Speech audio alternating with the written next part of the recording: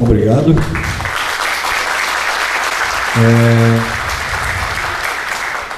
Vamos à nossa quarta questão. As condições de trabalho na Prefeitura Municipal, Paulo Alexandre, estão muito ruins.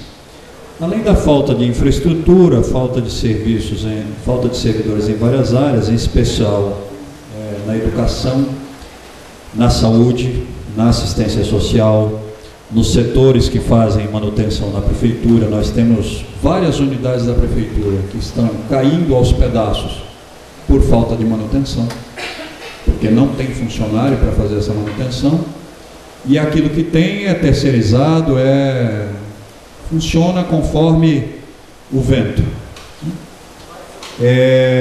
Nós temos falta de funcionários nos setores administrativos da Prefeitura, entre outros. Vale ressaltar que os trabalhadores da saúde hoje lutam pela implantação das 6 horas.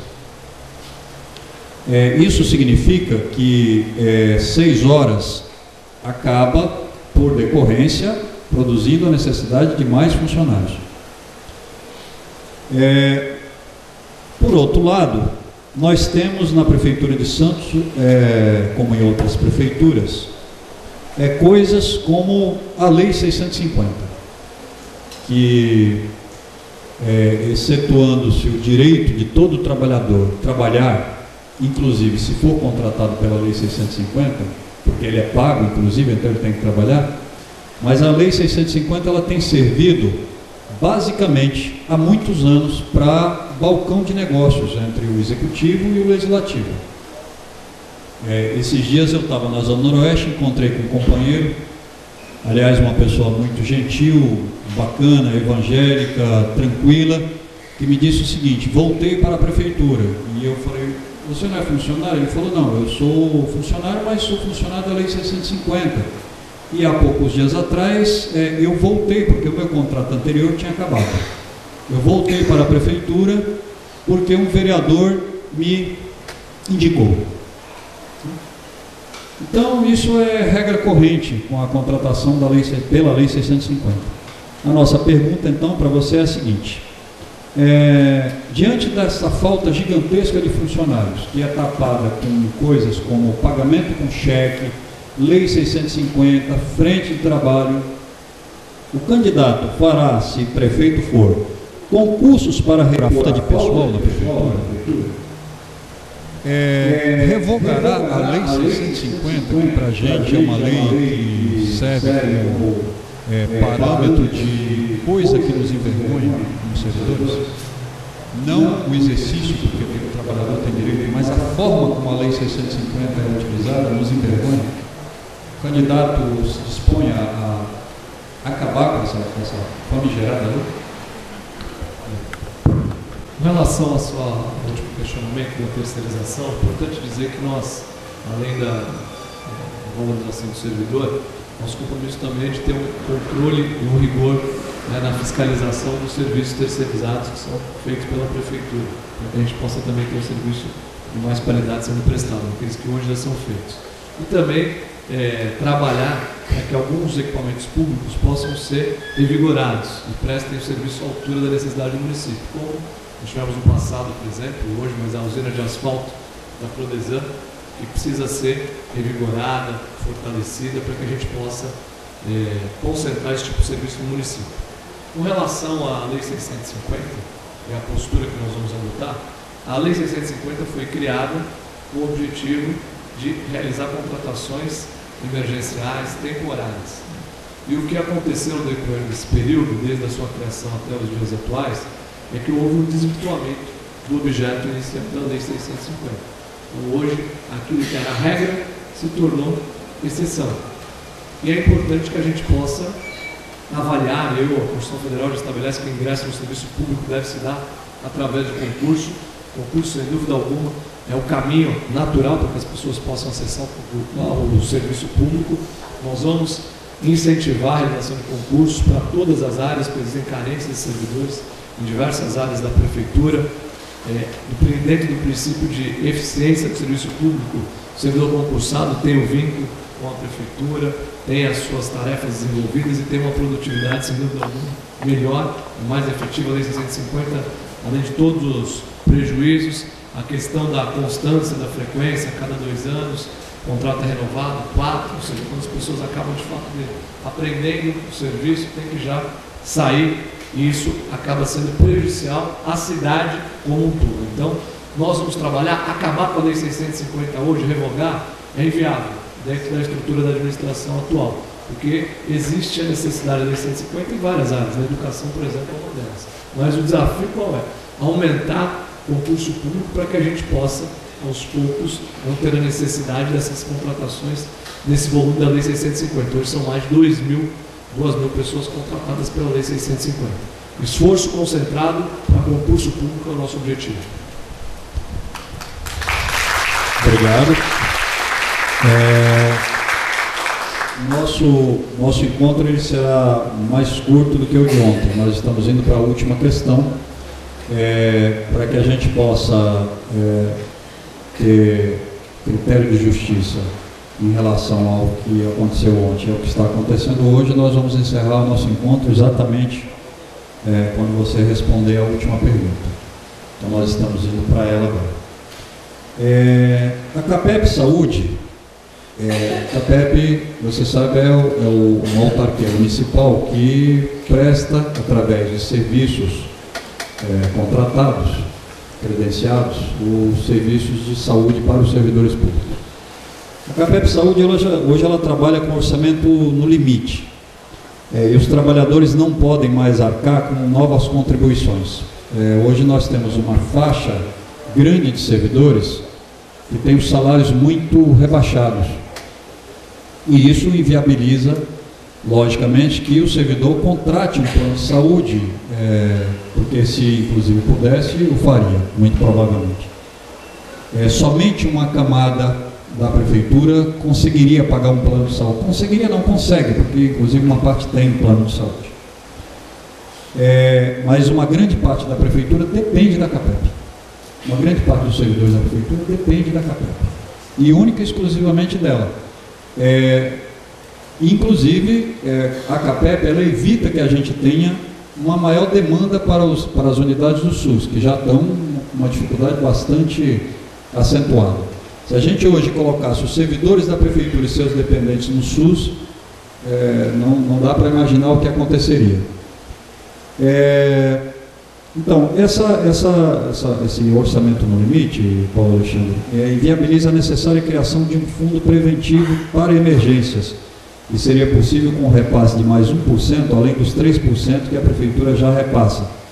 Esse 1% ele foi repassado durante um tempo, a título precário, mas esse repasse ele encerrou-se no mês de julho passado agora. Também há rumores de que algumas candidaturas, neste exato momento eleitoral, entenderiam que seria melhor fechar a autarquia CAPEP e contratar um plano de saúde privado para atender os servidores da prefeitura. Contrato esse que implica, obviamente, e eu acho que por isso que não se fala mais claramente sobre essa intenção, implicaria num gasto muito maior para os servidores, porque plano de saúde não atende por caridade, atende por dinheiro. Então, assim, nossa pergunta para você é a seguinte: o candidato é favorável à manutenção da CAPEP Saúde como autarquia municipal? Se for, defende o repasse de mais 1% por parte do município para que a gente possa criar um fundo de emergência? Só para exemplificar a necessidade desse fundo, há mais ou menos 2 meses atrás, um filho de um servidor, atendido pela CAPEP, na qualidade de seu dependente, ele sofreu, assim que nasceu, foi acometido de uma moléstia gravíssima, e a CAPEP gastou em 30 dias R$1 milhão. Esse menino hoje está bem, está na casa dele, mas a gente imagina o seguinte: se a CAPEP tivesse 3 atendimentos como esse no decorrer de um mês, a CAPEP não conseguiria arcar no mês seguinte com os repasses para os prestadores de serviço, por exemplo. Então esse fundo não é uma coisa qualquer, de uma importância fundamental por isso, porque a CAPEP, você sabe também, ela quase fechou há um tempo atrás. E por que ela fechou? Exatamente porque se gastava dinheiro com uma empresa que administrava, com aspas, os recursos da CAPEP, isso custava uma fortuna, os salários estavam muito rebaixados, isso foi antes do advento da implantação do plano de carreira, e aí as finanças da CAPEP foram por brejo ao ponto de quase fechar. Hoje a situação está mais equilibrada, mas o orçamento está no limite. Se a gente tivesse 3 casos como o desse menino, a CAPEP de novo se desequilibraria e os médicos, por sua vez, passariam a se descredenciar, os hospitais idem, como aconteceu naquele momento, muito recente inclusive, que a CAPEP quase faliu porque não tinha nem gente para atender os servidores, não tinha profissionais para atender, não tinha hospitais, porque todo mundo se descredenciava e ia embora, dizia, olha, não está pagando, eu estou fora. É isso que é o mercado, e lamentavelmente a saúde também é um mercado. Então é isso, a gente queria saber de você, se você é favorável que a CAPEP continue como autarquia municipal, e se defende também que a prefeitura possa repassar 1%, que é, do nosso ponto de vista, uma ninharia para os cofres municipais com os atuais níveis de arrecadação, para que a gente possa ter esse fundo e, portanto, preservar a CAPEP e os próprios servidores de uma outra calamidade como aquela que aconteceu quando estava lá a CAPEP sendo dirigida por um cidadão chamado Mota, que quase fechou a CAPEP. Bom, você tocou num ponto muito importante. O servidor público tem bastante maturidade de vivência, já acompanhou diversos processos eleitorais. E sabe que o que está acontecendo nesse processo eleitoral não foge à regra, né? Faltam aí 17 dias para a eleição e é um momento onde muitos boatos surgem, muitas informações que não correspondem à verdade no tocante aos candidatos. E, logicamente, algumas afirmações atribuídas à nossa candidatura, como em relação à extinção de determinados programas da prefeitura, eliminar vantagens adquiridas pelos servidores, todo tipo de colocação que não corresponde à verdade, que busca prejudicar a nossa campanha durante esse processo eleitoral.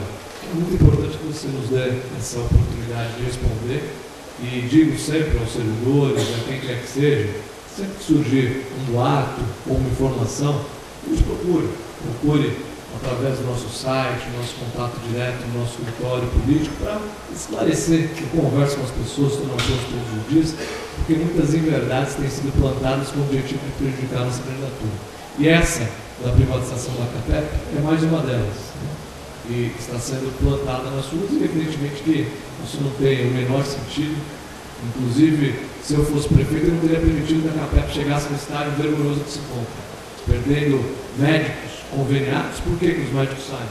Por que os profissionais deixam de estar com a CAPEP? Porque demoram para receber, porque não tem interesse nenhum em estar na CAPEP por conta disso, porque na verdade a prefeitura não fala de que já dirige. Então, nós vamos fortalecer a CAPEP, melhorar as funções, sim, acrescentar esse 1%, que as pessoas tenham um tratamento de saúde digno, tenham facilidade para gerar as consultas, para que nós possamos aumentar a rede conveniada hoje existente, que já foi muito maior e muito mais efetiva no passado do que hoje. E é importante que esse esforço possa ser feito, porque cuidar da saúde dos servidores é o servidor com o mínimo de dignidade que o servidor merece e precisa, respeito que a prefeitura tem que ter. Então nós não temos intenção alguma, está fora de cogitação qualquer tipo de privatização em relação às funções e às responsabilidades da CAPEP.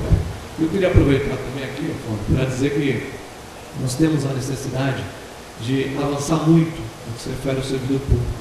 Hoje, Santos conta aí com quase 12 mil servidores, 11.900 servidores municipais, e a média de salário de todos os servidores é algo em torno de R$ 2.400.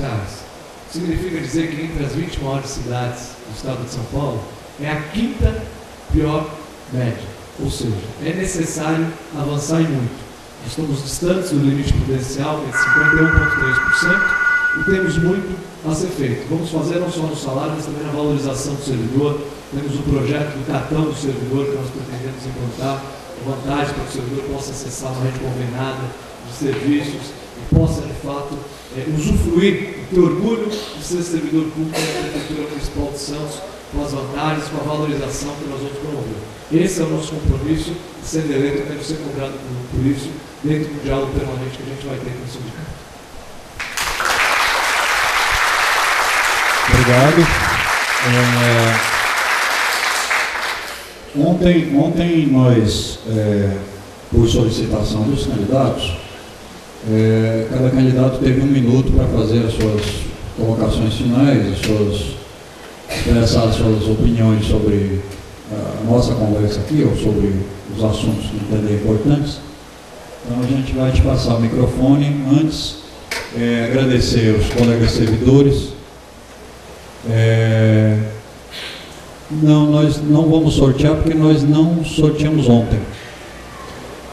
Ontem, o pessoal que estava aqui lembra que a gente teve aqui uma série de questionamentos sobre a necessidade de manter a total isonomia, igualdade, ou qualquer adjetivo que a gente possa usar que signifique isso, entre todos os candidatos. Nós vamos fazer isso. Ontem a gente não sorteou perguntas, questões. Certo. Então, nós vamos encaminhar todas as questões que foram feitas ontem e todas que foram depositadas. Eu não saberia te informar, mas assim, a gente vai encaminhar de qualquer forma através do sindicato. Hoje, por exemplo, os funcionários do sindicato, eles compilaram todas as perguntas que foram feitas e o sindicato vai repassar para os candidatos da mesma forma que a pergunta foi formulada.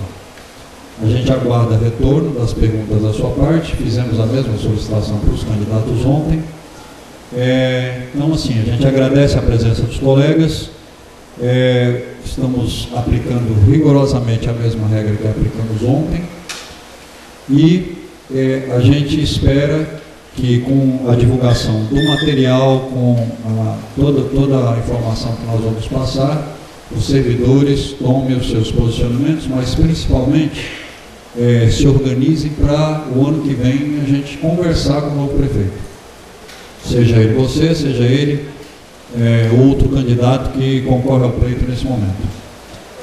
O objetivo do sindicato é sempre promover o máximo de apoio à organização dos servidores. Esse é o nosso papel. Se não for para fazer este papel, não tem sentido, do nosso ponto de vista da política sindical que a gente adota, não tem sentido a gente estar neste sindicato. Tem outras coisas para fazer na vida. Então, o nosso trabalho é com os servidores e é para eles e com eles que a gente batalha. Então, o ano que vem, nós nos encontraremos com o próximo gestor da cidade e vamos, inclusive, cobrar todas as coisas que foram ditas aqui, desde as 19 horas do dia de ontem até não sei que horas, mas às 20h30, visto que agora é o seu minuto para saudação final. Muito obrigado pela presença e agora é seu microfone. Na sequência da fala do Paulo Alexandre, nós vamos para as nossas casas. Muito obrigado pela oportunidade, pelo convite. Quero dizer que estou à disposição do sindicato, dos servidores, para esclarecer qualquer outro tipo de dúvida, para que possam conhecer melhor as nossas propostas através do nosso site, nas redes sociais. Nós pretendemos fazer um trabalho muito sério de valorização do servidor público da nossa cidade, fundamental para que a gente possa ter um serviço público de qualidade. E eu quero dizer que eu estou nesse processo eleitoral, nesse desafio, para dar minha contribuição à cidade, no sentido de construir uma cidade mais justa, com mais oportunidade para as próximas gerações. Estamos vivendo um momento de transformação na nossa cidade e é fundamental que essas oportunidades que serão geradas aqui possam ficar com os santistas. As pessoas, a cidade vem crescendo e vem avançando. É fundamental que as pessoas possam crescer dentro da cidade. Nada contra os candidatos que estão aí colocados, mas muitos deles já fizeram parte de governos municipais, já tiveram a chance de administrar a cidade e ofereceram a sua contribuição. Eu quero fazer a minha parte para que a gente possa valorizar o servidor e construir uma cidade melhor para as próximas gerações. Por isso eu quero também aproveitar para pedir o voto de vocês no dia 7 de outubro. Muito obrigado.